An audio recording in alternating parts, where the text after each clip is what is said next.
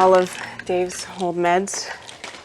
As soon as he said he was suicidal, they took him to the hospital and put them all in there. So I didn't know what else to do. I mean, if he really wanted to commit suicide, there's nothing I could do about it, but I wasn't gonna make it easy. I think that I swallowed that shit for, years and years.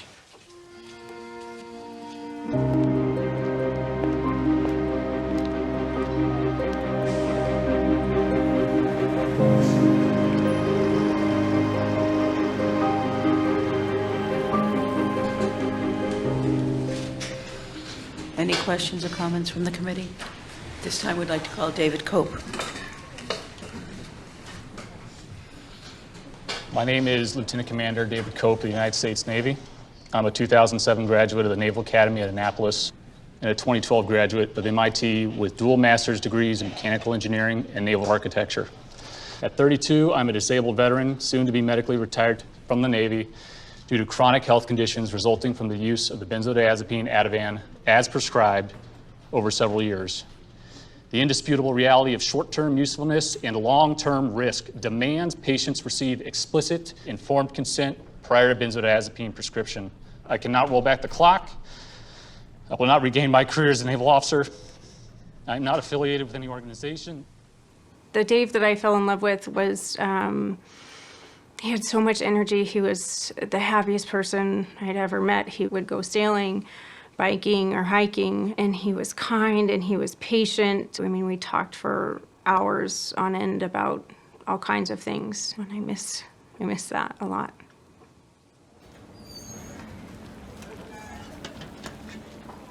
I was a waitress in New York City.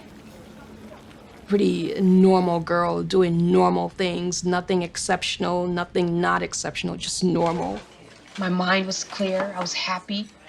The only little issue I had was I couldn't sleep. I'd get out at 2, 3 in the morning, so I knew that my sleep issues were related to working nighttime. So I went to my doctor, just my regular doctor. I would see him maybe twice a year. And I asked him for something for sleep. And he would always say to me, I'll never forget, he always hit me on my knee. Just go to sleep. You're too young to not be able to sleep. Just go to sleep.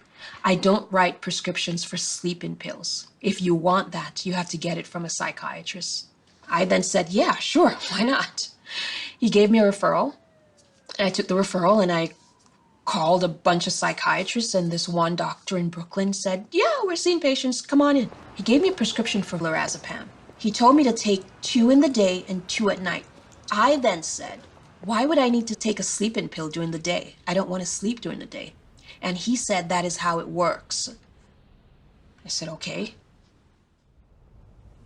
That's me. Right before I was putting on Klonopin the first time. I just got back from Iraq. That's all my brothers and sisters. And this sister is a waitress now. I used to drive her daughter to school, and I just had like the worst thoughts. Like the school was gonna blow up, all the kids would be dead. And then like that thought created adrenaline. So then when the adrenaline kicked, I was like, oh my God, am I gonna be the one that does it? And then it's like, yeah, Angie, you're gonna kill these kids. And then I'm like sitting here looking at my niece, like I can't, and the thoughts are so bad that like your like teeth chatter. Like, oh my God, I'm capable of that? Are you kidding me? And then you get horrified because like, you're like, why am I thinking this stuff? This is not like me. I don't want to do anything to anybody's kids. I love my niece. This doesn't make sense. Why am I thinking this? I don't know. It's like chemical mental torture. I was never like this. That's the scariest part because I don't know, is this my normal? Like, did Effexor do this to me? Did Cymbalta do this to me? Did Geodon, Abilify? Which one? Which one did it?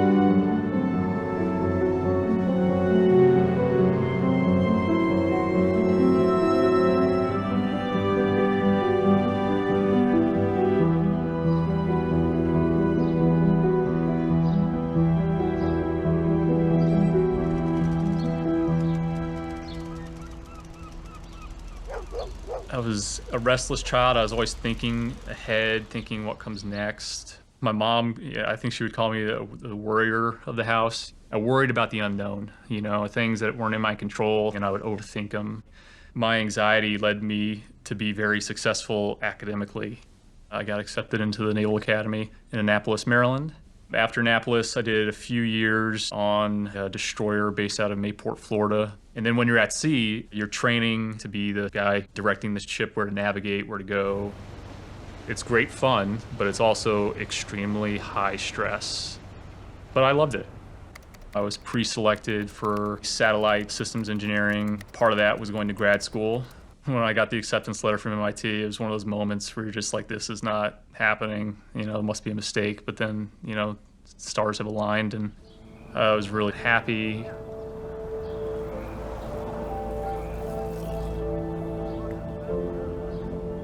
Fall semester went off, without a hitch. I had started a romantic relationship earlier that summer. The early spring is when things started to fall apart. My romantic relationship kind of took a turn, became toxic. I was in distress. I was overwhelmed. We were taking upwards of 4 to 5 graduate level courses a semester. And so I sought out care from the mental health clinic at MIT, the campus clinic. They diagnosed me with general anxiety disorder. The presented solution to my problems was a prescription for the benzodiazepine Ativan, which I'd never previously known about or taken, and Zoloft.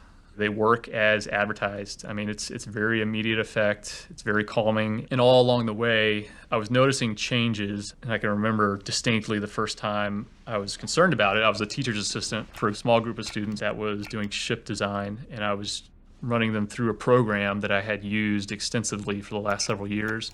And I just got to a point where there was just a cognitive block. There was just a wall, just a block. I didn't know where to go next. I said, Doc, this really isn't working. I need something out. What else could help me? And the solution was diagnose me with ADHD, put me on amphetamine. And from that point on, it's about 6 to 8 months beyond that, everything was grand. Dave told me probably on our 3rd or 4th date that he was on medication for depression and ADHD.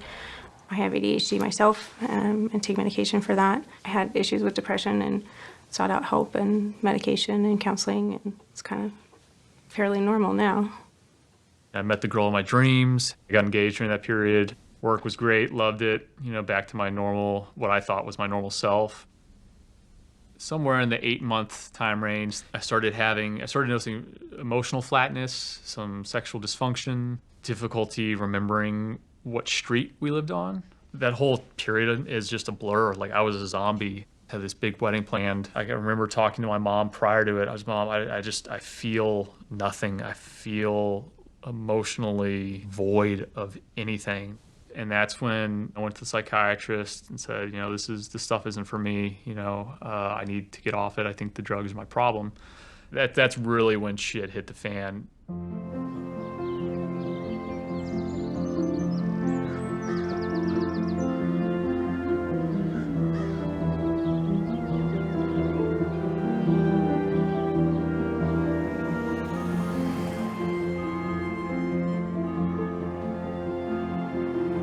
Be open and close the lodge. It's like the birth year or death year. This long walk today will help. It will. I've always been very close with my parents, even when I was a child. I love school. I like to be with my friends a lot. I feel very comforted just being around other people. When I was 11 years old, I moved from Nashville to Milwaukee, Wisconsin. We moved a lot for my parents' various jobs, which was very hard in terms of keeping lifelong friends. I would oftentimes just sit in my room and listen to music and just honestly just kind of mope around.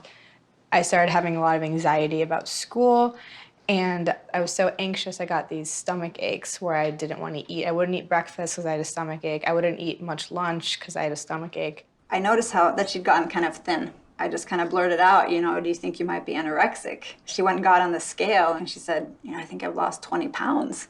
And so I just totally freaked out. And got an appointment the same day. And then toward the end, the therapist asked me to come into the room. She said, I think what would really be best to kickstart this treatment is for her to get on antidepressants. Wait a second, we came here for the talk therapy, right? We didn't come here to kickstart it with medication. That's the whole point of going to a therapist, I thought. Rebecca was prescribed Zoloft for the first medication. She said it didn't really make a difference. She didn't feel any better, but she also didn't really feel any worse at that time. So when we saw her doctor again, the doctor switched her to Prozac. Shortly after, I had a business trip, and I got a phone call from Rebecca, and she said, you know, I've been seeing this little girl. And I'm like, what do you mean you've been seeing a little girl? Yeah, like she, you know, she's not really there, but like I can see her, and I named her Alice. Like, I genuinely thought that there were people here in the room that weren't there, that people could also see, but they were very real for me. Like, in my head, I knew that they weren't there, but they were there, and I couldn't explain that away. And I said to Rebecca, well, does it scare you? And she's like, no, not really. Alice doesn't seem to do much. You know, so it was a benign hallucination at that time. And so we were alarmed, but we didn't want to overreact either. The people that I had, the real, not real people that I had been seeing sort of interacted with me. That was always what kind of kept me in check with reality. They're not saying anything, they're not doing anything, they can't touch you, they're not there, it's fine. So I went into my parents' room just like, shaking, frightened, crying, and I told them what had just happened. She came into our bedroom late at night, and she was shaking. She said, you know, the hallucination touched me and asked me to come into the kitchen so I could hurt myself. And they said, you know, enough of this. She needs help.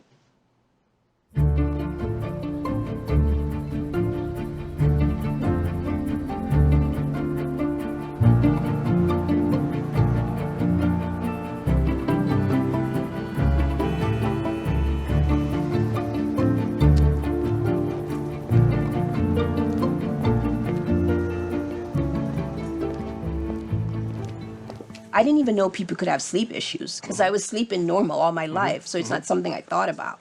So, but I had a feeling it was my job. I just didn't think I could quit my job. I thought I could get help for it. That's how come I went to a psychiatrist. And he prescribed me this drug, lorazepam. I took it for 6 years. And You took lorazepam for 6 years? 6.5 years. Unfortunately, that's the problem that most pharmacists see with lorazepam.